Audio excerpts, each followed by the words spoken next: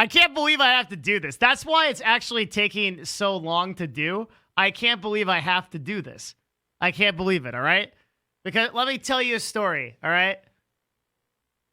Because long ago, there used to be an art, okay? It's an art that is now lost. The art was called the art of trolling.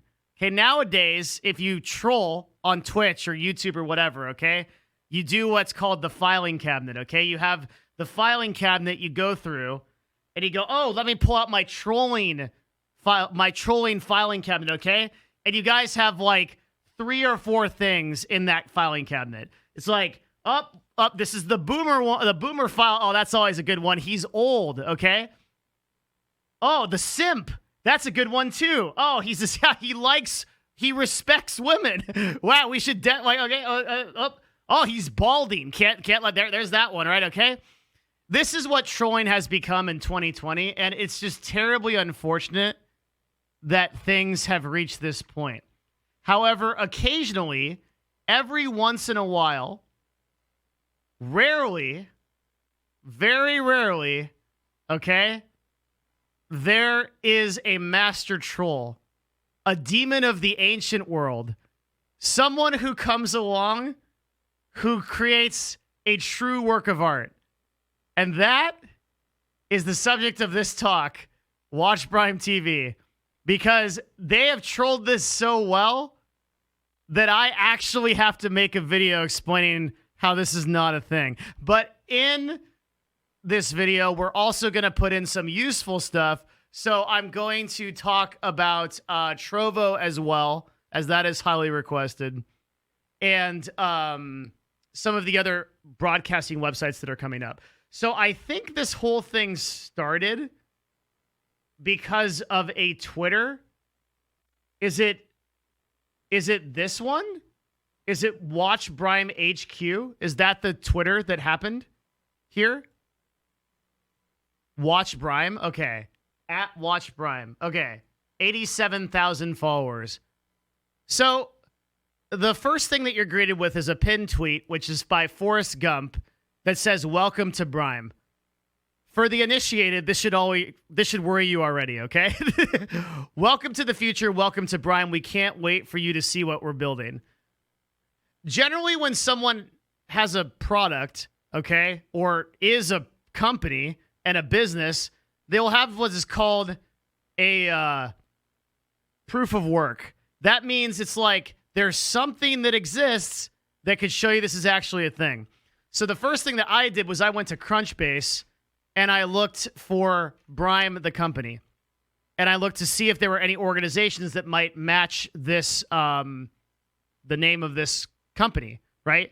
Surprise, there aren't. So this might be crazy, but it actually takes a lot of money to run a streaming company. If you want to start what we would call a CDN, okay? Busting out the notepad, you know it, the Nash special. A CDN is a content delivery network. In this case, for live streaming. Streaming. Okay. Content delivery network. This is hard to do. Okay? And in this video, I'm actually going to explain how hard it is to do. So if you want to build a CDN, you need to get funding from somewhere. So if you don't have funding, that is your first red flag as to something being up, right? Because if there's no funding, there's no way you're going to be building a website. But they very intelligently followed some of the broadcasters, particularly Dr. Disrespect, Shroud, and Lupo, which created this idea that maybe these guys are coming together to build some kind of streaming website. To which I answer you, whenever you look at influencers trying to do anything besides get out of bed before 4 p.m. every day, which in of itself is a Herculean effort, there is no way that those 3 streamers are going to be able to start a streaming website without some serious gear, okay? That's just not going to happen. We would be hearing about it. There would be info about it. There would be stuff going on about it. So no funding, all right? And then Forbes, or rather one of the independent commentators on Forbes, made a kind of useful article showing how we've gotten to this point that there are these conspiracy theories that people are on Brime, okay? But there is absolutely no indication that this is a thing, okay? Supposedly 4 people work at this company. If it was a Google-backed or Spotify-backed streaming service, there would be more people than 4. Also, if it was Google-backed or Spotify-backed, why would Google start another streaming service? If only they had a live streaming service right now, we could call it something like, I don't know. Well, it'd have to involve like you, right? Because it's like you. And like the internet's like a series of tubes, so we could call it something like YouTube live streaming service. No, that's a dumb idea. Forget that. Okay, we're not going to... Never mind. I don't know what I was thinking, okay? So like Google already has a streaming service. They're not going to do another one, right? That wouldn't make any sense. So Brime's a meme. That's it. There's no meme. That's the end of it, okay? We could call it Meme Tube. We could call it anything. They're not going to make another one, okay? All right. So, nothing on Crunchbase. Nothing there. Brime's a meme. It might be a startup from like an individual that's like trying to start this, but there's no hope this goes anywhere, okay? So then, I don't even think I need to say anything else about this. I don't think I might take questions later. And if you have a question, you can save it. Okay. So then let's talk about Trovo. In China, there is a giant-ass company called Tencent, which owns an unfathomable amount of things. Trovo is the attempt for Tencent to get into the North American streaming market by making a website that is literally a green version of Twitch. So they actually just copy and pasted Twitch onto the website, and then they started streaming here, okay? And I don't think this is a thing. Now, it's Tencent, owners of Riot Games, Path of Exile, one of my favorite games of all time. It's a very big company. However, I think and I don't know this for sure, and maybe we need to contact like a big law guy for this, but there must be some law in the United States about doing this. So like right now, Papa Taco here is holding down the fort with Call of Duty Mobile at 60 viewers. But if this website actually gets any kind of legit traction, there is going to be some kind of statement via Twitch where this is not going to fly, okay? But here is the meat of this talk and where I'm actually going to try to provide some value. I want people to understand how difficult it is to build a streaming service, okay? And to do this, we are going to go look at the Q4 Stream Elements results for 2019, and we're going to look at the history of how streaming platforms have grown and the present market share just before Mixer shut down. So if we look at 2018, we can see that Twitch owned 67% of the market, down now in 2019 to 61%, and down even further due to just Twitch's. There's a whole other discussion we need to get there. Most of that market share was taken by Facebook. About 0.6 of that market share was taken by Mixer, and Mixer shut down. So Mixer came about, I think, in 2017, beginning of 2017, and had 3 years to get to 2.6% market share, which was then deemed by Microsoft to not be enough, and the platform was shut down. Think about that for a second, right? Mixer, a platform propped up by Microsoft, the most profitable company on earth, could not break into the streaming market by buying 2 of the most influential influencers on Twitch. And by putting millions of dollars into marketing, millions of dollars into website development, millions of dollars into their content delivery network, and a very competitive marketing campaign. So anyone that thinks that Brime or Trovo, even if Brime is not a total meme, and I think it probably is a meme, right? But even if it's not, if it's a legitimate effort at a CDN, I want you to recognize how difficult it is to break into this market. because it like Facebook gaming went from 3.1% to 8.5% of the market, and Facebook gaming has 2 billion endemic users. So this is the real challenge that a new streaming platform has. It's to bring users who would otherwise not use that website into the website. And this is a concept called UA, or user acquisition, which is when you're like running a tech company, the only thing you're thinking about is UA usually. You're thinking about, how do I bring users onto my platform? People will pay absurd amounts of money for this pleasure, right? For this privilege of having a user on their platform. For example, there are many mobile game companies that will pay up to $50 or $75 per download to an influencer, because they know that the average amount of money that influencer makes them, if a single person downloads their app, they'll spend more, and they'll make more on advertising, they'll make more on partnerships and branding, et cetera, et cetera, et cetera. So the idea that of getting users is very difficult. And this has been Twitch's major problem, and was also Mixer's major problem, is that neither of these websites have the ability to pull users from some other place, right? Twitch, every new user that comes on Twitch is a user they have to painstakingly like pick out of like the normal crowd and like convert into a person that understands Pepe Frog and Lil W and Mill W and all these different memes. And even those are just like common memes, even like the more esoteric memes, right? And like understands how to be a member of this community and participate in chat. It's really hard to get these users. That's one of the reasons, by the way, that most of the users that come to Twitch are not even endemic to the platform. They come from places like YouTube. They come from places like different places like that. So Twitch at the moment has about 50 million daily users as of COVID-19, which is way up from what it was before. I was actually surprised as that number. It's declining now a little bit. I think it's about 8 to 9% week over week compared to its like previous high. But it's still like their number one problem is acquiring these new users. Mixer had the same problem, because like grandpa that's on Windows 95 is not going to get a pop-up to watch Shroud and be like, oh, like that's something that I want to do. I'm going to watch Shroud like kick ass at Apex Legends. Like that's never going to happen, right? So in the same way, Mixer actually had the same problem, and it actually led to its downfall. Mixer couldn't get enough endemic users to care about the platform, and they couldn't even get Twitch users to care about the platform. So no one cared about the platform, so the platform dies. In the same way, any startup that has to go through this same process is going to run into the same problem. Tencent has nowhere to drive users from.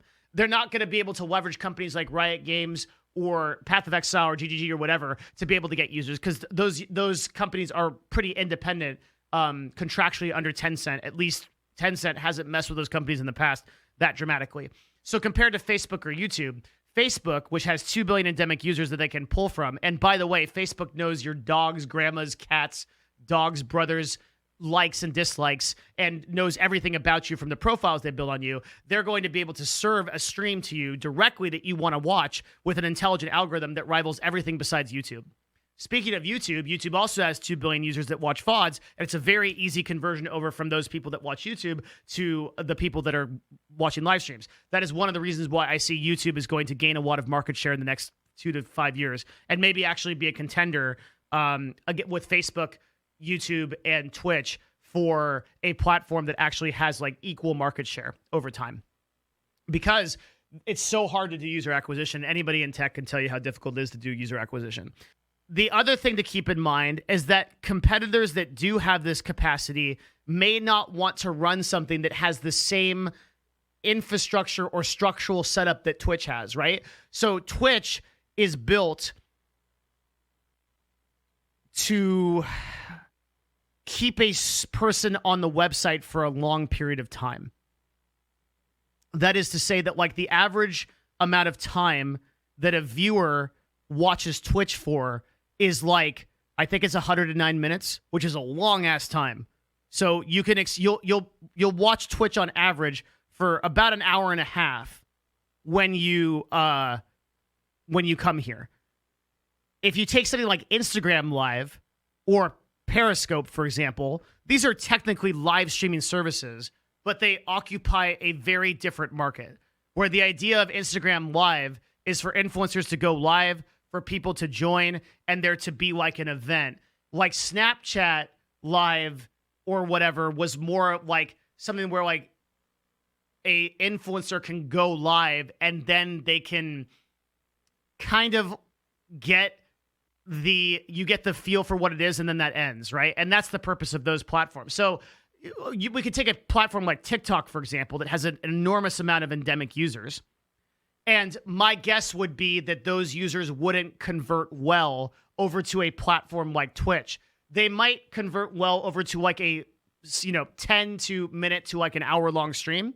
But keep in mind that this audience is an audience that has been trained to consume content in 6-second intervals. So there's no way that they're going to be able to convert to watching a stream for 109 minutes. Does that make sense as to why? Because by virtue of the platform itself, it's not educating them to do that. So then you might look at someone like Discord, for example, and Discord actually might be the only real competitor that I would think could enter into the streaming space, with a couple of caveats. There's some problems with Discord. Discord, one of the big problems is, so right now Discord live streaming is actually awesome. I don't know if you guys have tried it, but a lot of times when I'm playing Path of Exile with the crew and we're in the Path of Exile chat in my Discord, we just like hang out, start a stream, and people watch the stream. You can have up to 50 people watching one stream, and it's just to show, it's almost just to like show somebody something like, oh, let me show you this like piece of equipment that I got, or let me show you this thing. And it's actually really funny. I have no idea why this is, but a lot of times when I'm in my Discord in Path of Exile, I'll hit the start streaming button, and my intent is I just want to show somebody something that I'm talking about, right, for like 3 seconds. But it's like everyone hears that I'm streaming. They're like, Devin Nash is streaming in the Discord. And they like all come into the chat to like watch the Path of Exile stream for those 3 seconds. And I never know why this is, but that's like the behavior that they have. So Discord live streaming actually works really, really well. But the thing, there's 2 problems I think I have. Number one is that Discord's discovery outside of its individual servers is pretty much dog shit. It's really, really hard to discover new servers on Discord. They've tried to fix this through public servers, but every time we make our server public, we get bombarded by like 80 million CSGO bots, and they just shut down our whole server. So we don't make our server public for that reason. And to my knowledge, very few people use Discord in that way. I think I would venture to guess, I don't have the data on this, that the vast majority of people that use Discord, they get brought to a Discord server via an invite from a friend or someone that runs that server. Or it's like an influencer server or whatever, and they come via a link because they saw it in like a stream title or something like that. Or like a YouTube description, like the ones that are the one down below. Occasionally, so like when I was in the Path of Exile chat, side story, but it's pretty funny. Another guy named Devin came into the Discord, and he was 12 years old. And I asked him how he found the Discord, but being 12, he gave me a nonsensical answer like, oh, I just look around for stuff. So I have no idea how people like that, because that's happened 2 times. I have no idea how people like that find my Discord, but sometimes people find Discords in weird ways. Suffice to say that the vast majority of people probably find it through an invite link. I think it would be really hard to be like a streamer on Discord because there's no central place where that would live. It could live on the app in theory, right? But that has other problems. Like you would have to train your users to go from the app to the live stream. And right now, users are trained just to go to their Discord server. Notice the theme of what I'm talking about here, by the way, is it's a concept called consumer behavior. Consumers are trained in a certain way to use a website a certain way. That's why when I go to freaking twitch.tv/Devin Nash and I look at the UI update, okay, and I want to find my freaking videos, I'm not trained to click this to find it because nobody's trained to do that. That it's ridiculous that is a thing. It drives me crazy that UI people don't understand this because I want my videos. Where is it? Is it up here? I'll check over here. No, this is like cookie policy. It's not esports. I don't even know why that's there. It's browse. I have to click the picture of myself to find my videos. That's what I have to do. Okay. Wow. Super intuitive. Thanks. Okay. Right? Like consumer behavior is a certain way. And it's structured in a certain way to make users behave a certain way. Again, Twitch users behave in a certain way. They participate in the website for a long period of time.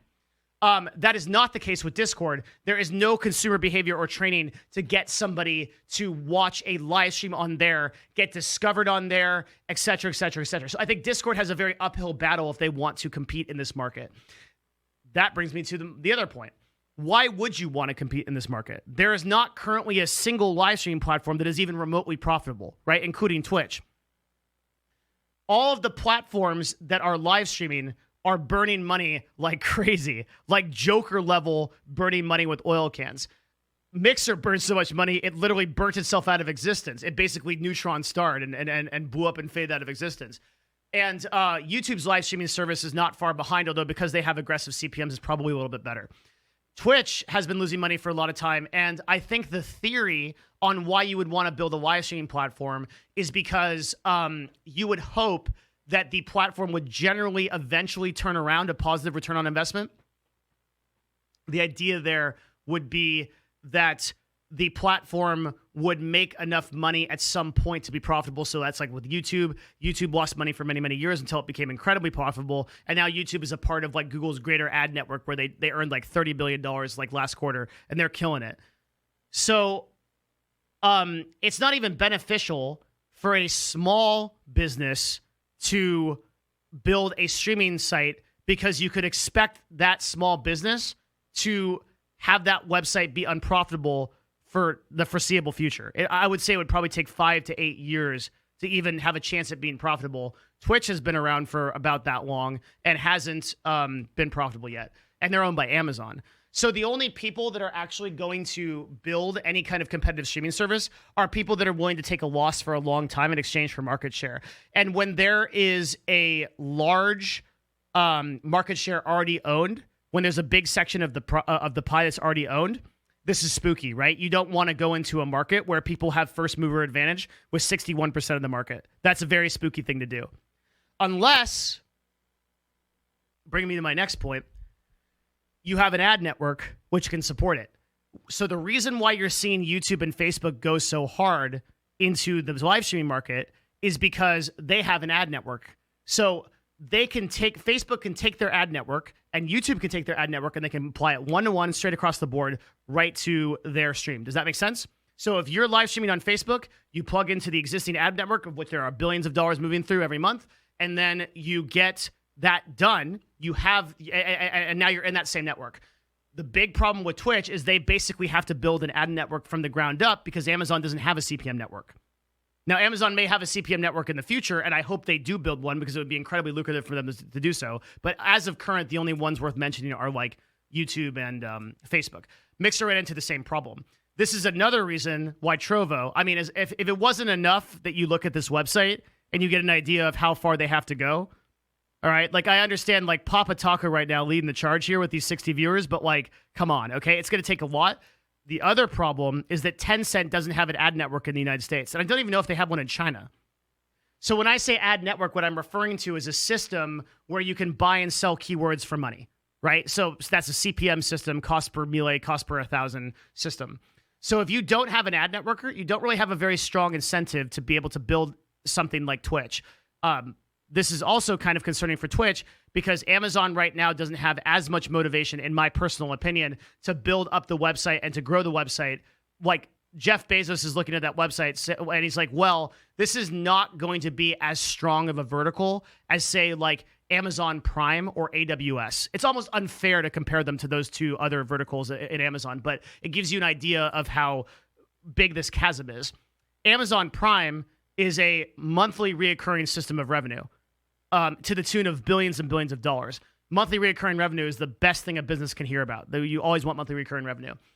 AWS is the same thing, but also supports an enormous amount of businesses, and those are the verticals that they're going to want to push. So, like, at the top of Amazon, they're not going to spend a lot of time thinking about how to grow Twitch because it just doesn't become a vertical that is as impressive for them as other platforms. So for all of these reasons, I'm trying to kind of make a catch-all video because when you hear about the 6 billionth platform that comes out, like you can reference this video back, that if it doesn't have these fundamental factors, right, where it's like fundamentals to a successful streaming site. Okay. Number one, first mover market advantage. So that was Twitch. Number two, existing CPM ad network or system of advertising. Number three, a large endemic user base to pull from. If you don't have for an absolute, I can't even spell it, metric shit ton of investment and capital. But I would remind you that Fox put $120 million into caffeine, and that was something like, 3 years ago? And that website has done literally nothing. So even with an absolute ton of investment and capital, nothing happened, right? Same with like DLive, where I guess their investors are even weirder. Like I'm not even sure where they're getting their money. It's from like Bitcoin or some shit. I don't even know, but same problem, right? The point being that you could put multiple hundreds of millions of dollars into a website, and without the first three of these, you will not guarantee your success. You're still going to be very far behind. So I think that that's probably my take on this. Brime, I think, is either the work of a very successful troll. I hope it's that, or someone that is delusional. Either way, it's not going anywhere.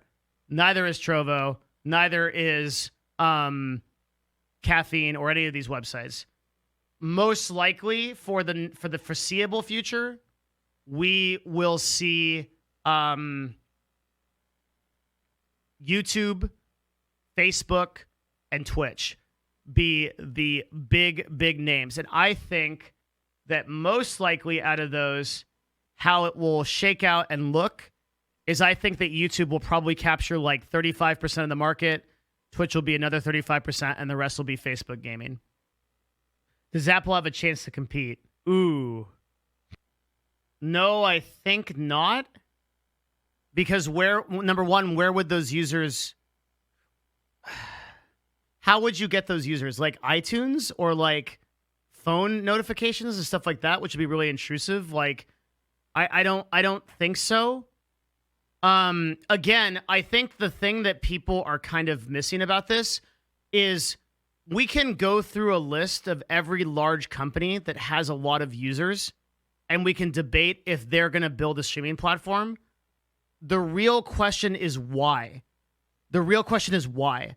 Why build a streaming platform? Because it's not a profitable venture for the vast majority of companies. The only reason you would want to build a streaming platform is because you could get your existing ad network to live on that platform. And then you're going to make a ton of money that way in theory. But even that's going to take years to do. So once again, Apple does not have an ad network.